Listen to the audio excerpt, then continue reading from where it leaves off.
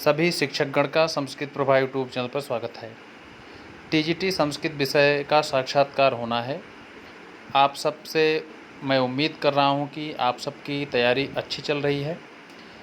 मेरी दृष्टिकोण से जहां से भी प्रश्न अक्सर साक्षात्कार में पूछे जाते हैं, उन सभी प्रश्नों को आप सबके बीच में विभिन्न प्रकार के वीडियोज़ के माध्यम से रख रहे हैं। आज उसी की कड़ी में पुनः बहुत ही महत्वपूर्ण प्रश्नों को लेकर के आ रहे हैं, व्याख्या सहित है। यद्यपि आप सब पढ़े हैं, हो सकता है कुछ उसमें से चीज़ें भूली हुई हों, तो एक बार आप इस वीडियो को देख करके और भी अच्छी तरीके से आप तैयारी कर सकते हैं। तो उम्मीद करूंगा कि यह वीडियो आप सभी को अच्छा लगेगा, तो ज़रूर अपना लाइक बटन दबा करके इस वीडियो और इस चैनल के प्रति स्नेह और प्रेम प्रकट करें, और साथ ही साथ कम से कम अपने मित्रों को ज़रूर शेयर करें। यदि आपको लाभ इस चैनल के माध्यम से मिल रहा है तो औरों को भी लाभ मिलना चाहिए, तभी आप उस सहयोग रूपी जो सहयोग करते हैं, जो उसका पुण्य होता है, तभी आपको वह प्राप्त होता है। तो चलिए देर नहीं करते हैं, बात करते हैं समास से। देखिए, आप बाबूराम सक्सेना पढ़े हैं। आपके सामने जो भी विद्वान बैठेंगे, बिल्कुल वे सिद्धांत कौमुदी इत्यादि के अध्ययन किए होंगे और करवाए होंगे। कहीं न कहीं किसी न किसी विश्वविद्यालय या किसी डिग्री कॉलेज में, राजकीय डिग्री कॉलेज में कार्यरत होंगे। वे ही विद्वान आपके सामने बैठेंगे, बाबूराम सक्सेना लेकर के नहीं बैठेंगे।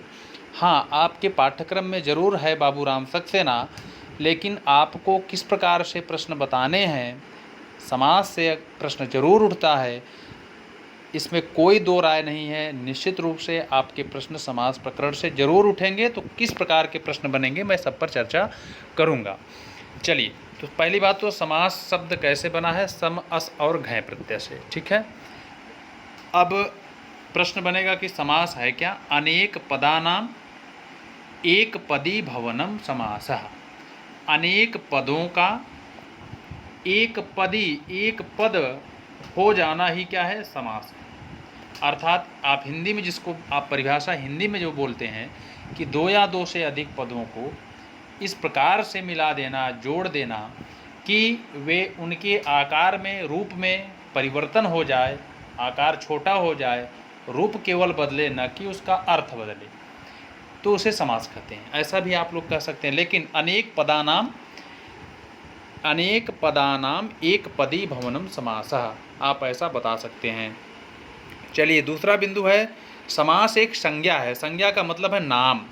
समास एक क्या है, संज्ञा है, अर्थात नाम है। ऐसा प्रश्न पूछा जा सकता है। ठीक है, कि समास क्या है, संज्ञा है, सर्वनाम है, विशेषण है, क्या है, तो संज्ञा है। समास एक संज्ञा है। अब एक छोटी सी परिभाषा है, समसनम समासः। सम उपसर्ग पूर्वक असुछेपड़े धातु से, यहाँ ल्युट प्रत्यय है, ल्युट का अन हो जाता है आदेशित, ल्यू में यू बचता है, यू को अनादेशित हो जाता है। तो कुल मिलाकर के समसनम, समसनम का अर्थ है संक्षिप्तीकरण। संक्षिप्तीकरण, रूप का छोटा रूप करण, रूप करना, छोटा रूप बनाना ही समास है। तो संक्षिप्त रूप होने को क्या कहते हैं, समास कहते हैं। जैसे आप कहते हैं राज्ञः, आप सबसे आग्रह करूंगा कि पूरा वीडियो प्रारंभ से लेकर के अंतिम तक जरूर देखिएगा। जिनको ज़रूरत है उनको तो ज़रूर देखना है, जिनको आवश्यकता नहीं होगी तो वो थोड़ा सा ही देख करके वीडियो को स्किप कर देंगे तो वो भी चलेगा। लेकिन जिनको आवश्यकता है, यहाँ से 2 प्रश्न 3 प्रश्न जरूर पूछे जाते हैं। तो राज्ञः पुरुषः, अब देखिए ये इतना बड़ा पद है, एक राज्ञः षष्ठी विभक्ति, पुरुषः जो है प्रथमा एक वचन का रूप है। इतना बड़ा रूप, राजा का आदमी बताना है, राजा का नौकर बताना है, इतना बड़ा वाक्य हम बोल रहे हैं। अब इसी को हम जब संक्षिप्त कर देते हैं तो बन जाता है राजपुरुषः, छोटा रूप हो गया। इसी को संक्षिप्तीकरण कहते हैं। तो समास का अन्य नाम है समसनम समासः, अर्थात अन्य जो परिभाषा निकलेगी वह है संक्षिप्त होने को समास कहते हैं। ठीक है, हिंदी में आप देख लीजिए, और यहाँ से आप देख सकते हैं, दो या दो से अधिक शब्द जहाँ एक जगह, एक स्थान पर, एक पद, एक अर्थ वाले बन जाते हैं, उसे समास कहते हैं। तो समास में एकार्थी भाव सामर्थ्य होता है। देखिए, सामर्थ्य 2 प्रकार के हैं, विपेक्षा और एक एकार्थी भाव सामर्थ्य। तो समास में कौन सा सामर्थ्य होता है? वह होता है एकार्थी भाव सामर्थ्य, एक अर्थ में परिवर्तित हो जाना। ठीक है, चलिए समासः पंचधा। अब आप कहेंगे कि बाबूराम सक्सेना में तो 4 है, लेकिन मित्रों आपको पंचधा ही बताना है। समास कितने हैं? 5। अगर पूछा जाएगा, बाबूराम सक्सेना नहीं पूछा जाएगा, आपसे पूछा जाएगा कि समास कितने हैं, तो समास आपको बताना है समासः पंचधा। धा मतलब प्रकार, धा का अर्थ होता है प्रकार। समास 5 प्रकार का होता है। कौन कौन से भैया? केवल, अत, द्वब। याद कर लीजिए शॉर्टकट में। केवल से केवल समास, अ से अव्ययी भाव, त से तत्पुरुष, द्व से द्वंद्व, ब से बहुब्री। ये शॉर्टकट में आप याद कर लीजिए। केवल, अत, द्वब। केवल, अत, द्वब। अ से अव्ययी भाव, त से तत्पुरुष, द से द्वंद्व, ब से बहुब्री। और केवल मतलब केवल समास। केवल का ही नाम है सुप्सुपा समास। ठीक है, तो याद रखिएगा केवल का अन्य नाम है सुप्सुपा समास। अ से अव्ययी भाव, त से तत्पुरुष, द्व से द्वंद्व, ब से बहुब्री। अब जिस सीरियल में है अव्ययी भाव में, अव्ययी भाव की परिभाषा क्या होती है देखिएगा। अव्ययी भाव में अ पहले आया है, केवल को अभी भुला जाइए। अब अ पहले है तो अव्ययी भाव में पूर्व पद के अर्थ की प्रधानता होती है। कभी कभी आप लोग कह देते हैं पूर्व पद की प्रधानता। पद की प्रधानता नहीं होती है, पूर्व पद के अर्थ की। पद प्लस अर्थ है पदार्थ, पदार्थ उसमें लिखा हुआ है पदार्थ। तो पद के अर्थ की प्रधानता ऐसा बोलेंगे। तत्पुरुष उसके बाद में है तो उत्तर में है तो उत्तर पद। और द्व से द्वंद्व, द्व से देखिएगा द्व से दो, दोनों पद की प्रधानता। और अंतिम में है तो अन्य, अ से ब बहुब्री में ब अंतिम में है तो अन्य, अर्थात अंतिम में है अर्थात अन्य पद की प्रधानता। ये परिभाषा बन जाएगी। लेकिन आपको कैसे बोलना है? केवल समास में है विशेष संज्ञा विनिर्मुक्तः केवल समासः प्रथमः। पहला जो भेद है आप जब भी पढ़ेंगे उसमें समास प्रकरण, तो समास प्रकरण का पहला भेद, ऐसा भी प्रश्न पूछा जा सकता है कि समास कितने हैं, तो आप बताएंगे 5। उसमें से पहला कौन सा है, तो आप बताएंगे केवल समास। फिर आप बताएंगे केवल, अगर आपसे पूछा जाए केवल समास होता क्या है, तो आप कहेंगे विशेष संज्ञा विनिर्मुक्तः केवल समासा। वह समास जिसका विशेष संज्ञा न दिया गया, विशेष नामकरण न किया गया हो, जो विशेष नामकरण से विमुक्त हो, मुक्त हो, जिसको नाम नहीं दिया गया हो, विशेष संज्ञा न दी गई हो, उसे केवल समास कहते हैं। इतना भी बता देंगे तो आपका इंटरव्यू अच्छा हो जाएगा। बहुत ज़्यादा विद्वता आपको दिखाने की आवश्यकता नहीं है कि आप विशेष संज्ञा क्या होती है, ऐसा प्रश्न नहीं बनेगा। केवल समास का अन्य नाम है सुप्सुपा समास। ठीक है, और पूछा जाएगा कि समास में पहला समास कौन सा है, तो आप बताएंगे केवल समास। केवल समास का उदाहरण आप जानते हैं भूतपूर्वः, जिसके लिए आपको एक विशेष वीडियो के माध्यम से और भी महत्वपूर्ण उसमें जो बिंदु हैं सिद्धि सहित आपके लिए एक वीडियो लेकर के आएंगे। आप लोग बने रहिए, जल्द से जल्द कल की डेट में आपको दूसरा वीडियो भी प्राप्त हो जाएगा। जितने भी प्रश्न जहाँ जहाँ से बनते हैं मैं पूरे प्रश्नों को टच करूँगा, बस आप लोग शेयर करते रहिए। इस वीडियो को शेयर करके आप अपनी आदत को बता दीजिए कि मेरे अंदर सहयोग करने की प्रवृत्ति है, मैं आपके लिए इतनी कड़ी मेहनत के साथ वीडियो बना रहा हूं। तो आप सबसे थोड़ी सी उम्मीद मैं भी करूंगा कि आप ज़्यादा से ज़्यादा लोगों को जोड़िए, ताकि जो है सब लोगों को लाभ मिल सके। चलिए अब देखिए, केवल समास आपसे पूछा जाएगा, केवल इतने बताना है, विशेष संज्ञा विनिर्मुक्तः केवल समासः। प्रथमः इसलिए लग गया है कि प्रथमः मतलब प्रथम, पहला भेद। पहला भेद समास में कौन सा है? केवल समास। चलिए दूसरा बहुत महत्वपूर्ण है, यहाँ से कौन कौन से प्रश्न बनेंगे। अव्ययी भाव समास क्या है भैया? प्रायेण पूर्व पदार्थ प्रधानो अव्ययी भावः द्वितीयः। मतलब समझिए, अब यहाँ पर टेक्निकल है, कैसा प्रश्न पूछा जाता है। पूछा जाएगा अव्ययी भाव समास है, तो आप बताएंगे कि प्रायेण, प्रायेण मतलब कभी कभार, पूर्व पदार्थ प्रधानः। तो जब देखिए जहाँ पर पूर्व पद के अर्थ की प्रधानता हो, हमने आपको अतद्वब से बताया था, अतद्वब। देखिए अ पहले आया है तो पूर्व पद की प्रधानता, त बाद में है तो उत्तर पद के अर्थ की प्रधानता, द्व है तो दोनों अर्थ के, दोनों शब्दों के, दोनों पदों के अर्थ की प्रधानता, और बहुब्री में किसी अन्य पद के अर्थ की प्रधानता। ठीक है, आप ऐसा बोलेंगे। तो अव्ययी भाव समास प्रायेण पूर्व पदार्थ प्रधानो अव्ययी भावः द्वितीयः। प्रायण इसलिए कहा गया मित्रों, कभी कभी पूर्व पद के अर्थ की प्रधानता नहीं भी होती है, कभी कभार, तब भी जो है वहाँ पर अव्ययी भाव समास होता है। जी हाँ, ऐसा आपसे पूछा जा सकता है, जैसे उन्मत्त गंगम, प्रायण शब्द क्यों रखा गया है? क्योंकि उन्मत्त गंगम में पूर्व पद के अर्थ की प्रधानता नहीं है। उन्मत्ता गंगा यत्र ऐसा बनता है। इस प्रकार से देश रूप अन्य पदार्थ की प्रधान होने के कारण यहाँ प्रायण पद न रखने पर लक्षण अव्याप्ति दोष से दूषित हो जाता। इसलिए उन्मत्त गंगम में, लोहित गंगम में अव्ययी भाव समास नहीं बन पाता। इसलिए प्रायण शब्द जुड़ा हुआ है। आपसे प्रश्न पूछा जा सकता है कि प्रायण पूर्व पदार्थ प्रधानो अव्ययी भावः द्वितीय जो भेद है में प्रायण का क्या अर्थ है?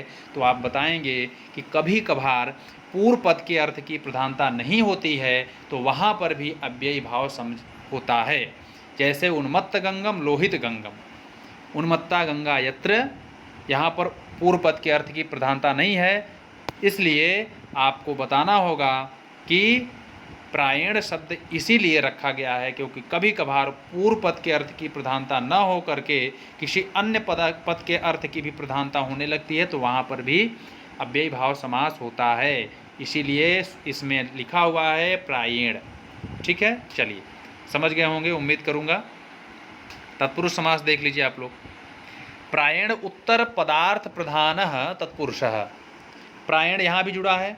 प्रायण उत्तर में यहाँ संधि हो गई है, प्रायण उत्तर हो गया, अर्थात गुण संधि हो गई। प्रायण में अ और उत्तर का ओ मिल करके ओ हो गया है। तो अब यहाँ पर ये तृतीया हो गया, तृतीया भेद हो गया। प्रायण उत्तर पदार्थ प्रधानः, ठीक है। उत्तर पद की जहाँ प्रधानता हो, उत्तर पद के अर्थ की जहाँ प्रधानता हो, उत्तर पद का अर्थ की प्रधानता जहाँ हो, वहाँ पर तत्पुरुष समास होता है। और तत्पुरुष समास में आप लोग पढ़े होंगे, तत्पुरुष का भेद हो जाता है दो। कौन कौन से भैया? एक तो हो जाता है आपका समानाधिकरण, एक तो व्यधिकरण हो जाता है। दो भेद हो जाते हैं। तो ये आप देखिएगा, कर्मधारय तत्पुरुष का भेद है कर्मधारय, और कर्मधारय में समानाधिकरण तत्पुरुष और व्यधिकरण तत्पुरुष। और कर्मधारय में आप समझिएगा जो समानाधिकरण तत्पुरुष समास है वही है कर्मधारय। ठीक है, तो मतलब आपसे पूछा जा सकता है कि तत्पुरुष का कर्मधारय किसका भेद है? तो पूछा जाएगा तो बताएंगे तत्पुरुष का। फिर पूछेंगे कि द्विगु किसका भेद है? तो द्विगु भेद है कर्मधारय का। क्लियर? चलिए, तो समझ में आ गया होगा, इस बिंदु को जरूर याद रखिएगा। चौथा है प्रायण अन्य पदार्थ प्रधानो बहुव्रीहि चतुर्थः। प्रायण बार बार इसीलिए लग रहा है क्योंकि कभी कभी उस कंडीशन को नहीं फॉलो कर पाता है, कंडीशन को, दशा को नहीं फॉलो करता है, तब भी वहाँ पर बहुव्रीहि समास ही होता है, इसलिए। ठीक है, प्रायण शब्द को आप नोट कर लीजिए, सभी जगह इसलिए लगा है। कभी कभी अन्य पदों की अर्थ की प्रधानता नहीं भी होती है, तब भी बहुव्रीहि समास बनता है। जी हाँ, ऐसी कंडीशन में आपको यही बताना होगा। क्योंकि प्रायः अन्य पद के अर्थ की प्रधानता नहीं भी होती है, तो भी वहाँ पर क्या होता है? वहाँ पर बहुव्रीहि समास होता है। जैसे द्वित्राह, अन्य पदार्थ प्रधान नहीं है यहाँ पर द्वित्राह में, तब भी यहाँ पर जो है कौन से समास बन रहा है? बहुव्रीहि समास। द्वित्राह में दोनों पदों के अर्थ की प्रधानता है, अन्य पद के अर्थ की प्रधानता नहीं है, फिर भी यहाँ पर बहुव्रीहि समास बन रहा है। इसलिए आपको याद करना है कि प्रायण शब्द क्यों लग रहा है। ठीक है, चलिए, अब प्रायण तो समझ गए होंगे। प्रायण इसीलिए लगा है, प्रायण कभी कभार। प्रायण उभय पदार्थ प्रधानो द्वंद्वः पंचमः। पांचवा भेद क्या है? द्वंद्व है। प्रायण का अब अर्थ आप समझिएगा, बार बार ऐसा प्रश्न विषय विशेषज्ञों के द्वारा पूछा गया है साक्षात्कार में। आपसे यह दिक्कत नहीं होनी चाहिए। आप बिल्कुल अच्छी तरीके से अध्ययन करके जाइए और सही बता के आइए। ठीक है, तो प्रायण शब्द में आप समझ गए होंगे। आप देख लीजिए, तत्पुरुष में भी प्रायण जो लगा हुआ है उसको भी बता देते हैं। प्रायण शब्द रखने से अतिमाला शब्द इत्यादि में तत्पुरुष समास का लक्षण घट जाता है, क्योंकि अतिक्रांतो मालाम, इस अर्थ में अतिमाला समास अत्यादया क्रांत्याद्यर्थे द्वितीया इस वार्तिक से निष्पन्न हुआ है, और यह अतिक्रांत अर्थ पूर्व पद अति का है। उत्तर पद मालाम का नहीं है, इसलिए प्रायण कहने से पूर्व पदार्थ की प्रधानता होने पर भी यह अव्ययी भाव न होकर तत्पुरुष ही रह रहा है। जी हाँ, अतिमाला शब्द में अति शब्द पूर्व पद के अर्थ की प्रधानता है, फिर भी यहाँ अव्ययी भाव नहीं हो रहा है। यहाँ अत्यादय क्रांत्याद्यर्थे जो द्वितीय सूत्र है, वार्तिक है, उससे इसमें तत्पुरुष समास ही हो रहा है। तो आप अतिमाला इसका याद कर लेंगे प्रायण बताने के लिए। दूसरा जो आपका बहुब्रीहि समास में द्वित्रा बता दिए हैं, और द्वंद्व समास में आप बता दीजिएगा। द्वंद्व समास में भी इसी प्रकार से प्रायण शब्द लगा है, जो कि प्रायण शब्द आपको बार बार बता दिए हैं कि प्रायण कभी कभार दोनों पदों के अर्थ की प्रधानता न भी होने पर वहाँ पर कौन सा समास, बहुब्रीहि द्वंद्व समास बनता है। तो प्रायण शब्द आप याद करिएगा बस। और दूसरा याद करिएगा पद के अर्थ की प्रधानता। आप लोग पद आप ऐसा बताते हैं कि जिस समास में पूर्व पद के अर्थ पूर्व पद की प्रधानता हो, पूर्व पद की प्रधानता हो, तो पूर्व पद के अर्थ की प्रधानता, इतना आप बोलेंगे, ठीक है। चलिए, विग्रह क्या होता है इसको आप नोट कर लीजिए। विग्रह भी पूछा जाएगा, विग्रह क्या है। तो कृत तद्धित समास आदि। देखिए, कृत और तद्धित होते हैं और समास होते हैं। कृदंत प्रत्यय बनते हैं, तद्धितांत प्रत्यय से शब्द बनते हैं, और सामासिक समस्त पद बना करके समास करके हम पदों को बनाते हैं।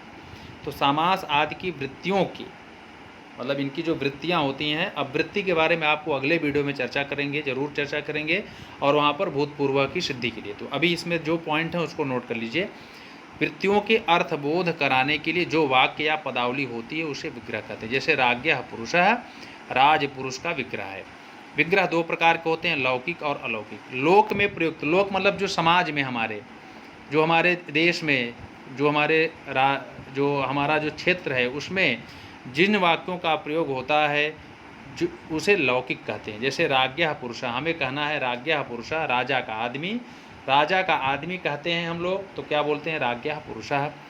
और केवल व्याकरण की प्रक्रिया के लिए, जो व्याकरण शास्त्र में जो जिन शब्दों की हम सिद्धि करते हैं उसमें प्रयुक्त होने वाला जो विग्रह है उसको कहते हैं अलौकिक विग्रह। जैसे इसी को हम राज्ञः षष्ठी का है, तो राजन नकारांत शब्द है, उसमें षष्ठी का जो प्रत्यय लगता है सु औजस अम औट षष्ठाभ्याम भिस, जो आपके शुभ प्रत्यय हैं उसको अलग कर देते हैं, तो गस प्रत्यय षष्ठी का है एक वचन का।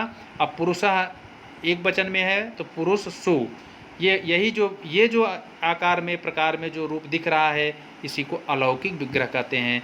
कभी भी आप लोक में इस प्रकार से किसी से नहीं बोलते हैं कि राजन गस पुरुषु, राजा का आदमी जा रहा है तो आप ऐसा नहीं बोलेंगे कि राजन गस पुरुषु, ऐसा कभी बोलते हुए किसी को देखे हैं? जी नहीं। इसको केवल और केवल आप राजपुरुष की सिद्धि जब पढ़ेंगे तो व्याकरण में ही इसको प्रयोग करते हैं हम लोग।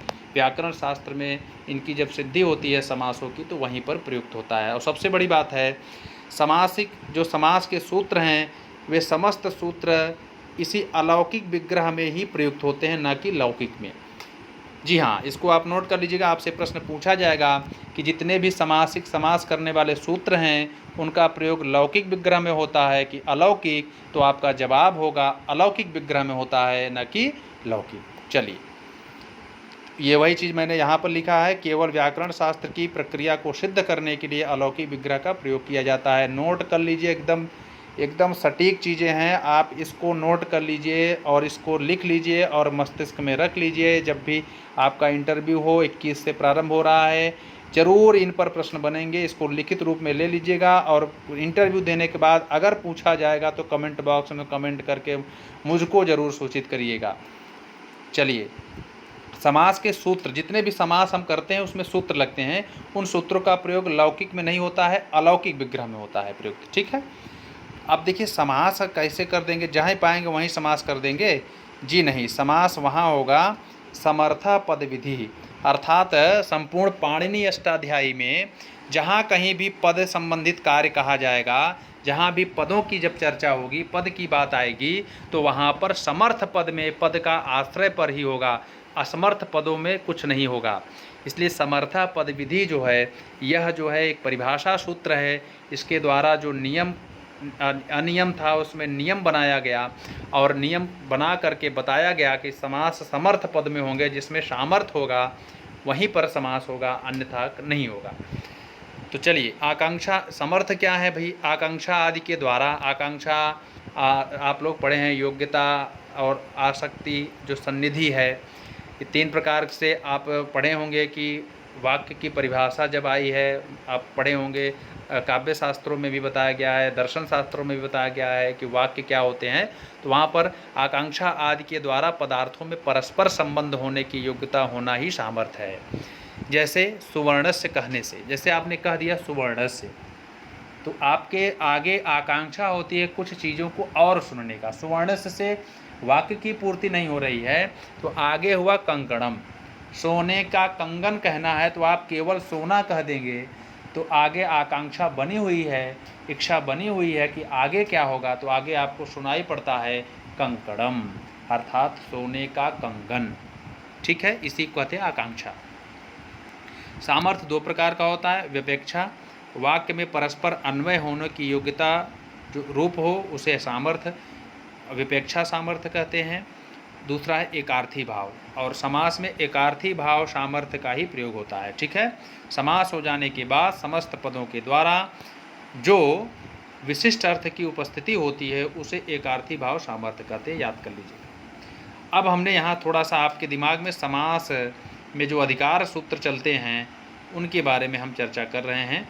चलिए देखिएगा, जब भी समास होगा तो समर्थ पदों में ही होगा। ये सूत्र कहता है कि समास वहीं करेंगे जहाँ पर सामर्थ्य होगा। कैसा सामर्थ्य? एकार्थी भाव सामर्थ्य होगा, वहीं पर समास होगा। तो समर्थ पद विधि या इसकी जो है अनुवृत्ति चलती रहती है। समस्त जितने भी समास हम करते हैं, समर्थ पद विधि यहाँ तक कि बहुत दूर तक जाता है, तद्धितांत प्रकरण में भी जाता है, कृत प्रकरण में भी जाता है समर्थ पद विधि का। ठीक है, तो यद्यपि आप सब इतना नहीं अष्टाध्यायी पढ़े हुए हैं, फिर भी जितना भी नॉर्मल जो अध्ययन करना हो आप कर लीजिए। आपसे पूछा जाएगा कि समास कहाँ करेंगे, तो आप बताएंगे समर्थ पद विधि, अर्थात सामर्थ्य पदों में, एकार्थी भाव सामर्थ्य पदों में ही हम क्या करेंगे? समास करेंगे। तो ये आप इतना भी बता देंगे तो काम चलेगा। प्राक कडारात समासः, देखिए सूत्र संख्या भी देख लीजिए। समर्थ पद विधि 2-1-1 है। ठीक है, 2-1-1 है, और इसका क्या है? ये 2 मतलब अष्टाध्यायी के दूसरे अध्याय का पहले पाद का पहला सूत्र। आपसे ऐसा पूछा जाएगा, 2 का मतलब है अध्याय, 1 का मतलब है पाद, और 1 का मतलब है पहला सूत्र। ऐसा भी पूछा जाएगा। इसमें ये 2-1-1 का मतलब क्या है? 2-1-3 प्राक कडारा समासः, इसमें से जो समास पद है, समास का पूरा अधिकार चलता है, समास इसकी अनुवृत्ति चलती है। समास जो है कहाँ तक चलता है इसके बारे में आपको बता दें। प्राक कडारा समासः, यहाँ एक सूत्र है वाहिताग्न्यादिषु, इसका क्रम है 2-2-3-7, यहाँ तक चलता है। अर्थात एक सूत्र है और है, उसमें कडाराह कर्म धारये, इसके बाद में एक सूत्र और है, उसको नोट कर लीजिएगा। कडाराह कर्म धारये, इसका क्रम है 2-2-38 और इसका है 2-2-37। तो इसने कहा कि समास जो होगा वो कहाँ तक सूत्र चलेगा। समास का जो हम लोग बोलेंगे, समास शब्द का जो अधिकार है वह कहाँ तक चलेगा, तो आप बोलेंगे कडाराह कर्म धारये से पूर्व तक का। अर्थात एक सूत्र दे दिए हैं वाहिताग्न्यादिषु, जिसका क्रम है 2-2-37। इसी के अंदर सभी सूत्र आ जाते हैं, सभी समास संपन्न हो जाते हैं। सभी समास जो हैं, सभी समासों के जो सूत्र आते हैं, अर्थात हम बता दें कि ये बॉर्डर है, सीमा है, यहाँ तक समास प्रकरण ही चलता है। कहाँ से? समर्था पद विधि से लेकर के इसी के बीच में आपके अव्ययी भाव समास चलते हैं, तत्पुरुष चलते हैं, द्वंद्व चलते हैं, बहुव्रीहि समास चलते हैं। अब समझ गए होंगे, यहाँ ये प्रारंभ है, अंतिम है, इतने के बीच में ही सारे सूत्रों का क्रम आता है। आप उठा के देख लीजिएगा, कोई भी सूत्र आप उठा के देख लीजिए, अव्ययी भावश्च भी चाहे उठा के देख लीजिए, चाहे जो भी सूत्र आप उठा के देखिए, सभी सूत्र इसी जगह पर ऐसे ही आए हुए हैं। ठीक है, चलिए, तो आप सबको समझ में आया होगा जो भी है। अब कुल मिलाकर के और भी बहुत ही गूढ़ सूत्र हैं, हम लोगों को केवल सामान्य जानकारी रखना था। आपसे ज़्यादा व्याकरण का प्रश्न नहीं उठेगा, कठिन नहीं उठेगा, लेकिन जितना भी उठेगा सरल उठेगा। हम सरल प्रश्नों का जवाब देने की कोशिश करें। तो अगले वीडियो में मिलते हैं आप सभी से फिर से। इसको आप ज़्यादा से ज़्यादा लोगों तक शेयर करें। अगर इस चैनल पर नए हों तो ज़रूर एक बार आप इस चैनल को सब्सक्राइब कर लेंगे, बेल आइकन को दबा देंगे, ताकि नोटिफिकेशन के माध्यम से आप तक समस्त सूचनाएं एवं ज्ञान की सामग्री प्राप्त हो सके। तो आज के लिए इतना ही। आप सभी ने इस वीडियो को देखा, लाइक किया, शेयर किया, इसके लिए बहुत बहुत धन्यवाद।